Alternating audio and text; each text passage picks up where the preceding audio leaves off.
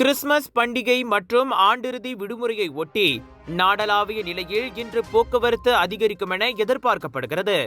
இருநாள் இலவச டோல் கட்டண சலுகை இன்றே கடைசி என்பதால் இன்று நள்ளிரவுக்கு முன்பாக போக்குவரத்து மிகுந்து காணப்படும் என மலேசிய நெடுஞ்சாலை வாரியமான LLM-இன் போக்குவரத்து மேலாண்மை மையம் கூறியது. குறிப்பாக இன்று மாலை வேலை நேரம் முடிந்ததும் அதிகரிக்கும் போக்குவரத்து நள்ளிரவு வரை நீடிக்கும் என கணிக்கப்படுகிறது. நேற்று முன்தினம் நெடுஞ்சாலைகளை 2.2 மில்லியன் வாகனங்கள் பயன்படுத்திய நிலையில் நேற்று அவ்வெண்ணிக்கை 4.25 விழுக்காடு அதிகரித்து 2.37 மில்லியனாக பதிவாகியதாக அம்மையம் கூறியது.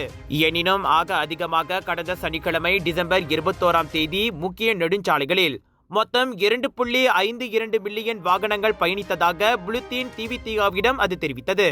இந்த பெருநாள் காலம் முழுவதும் முக்கிய நெடுஞ்சாலைகளில் நாளொன்றுக்கு 2.55 மில்லியன் வாகனங்கள் பயணிக்கும் என எதிர்பார்க்கப்படுகிறது.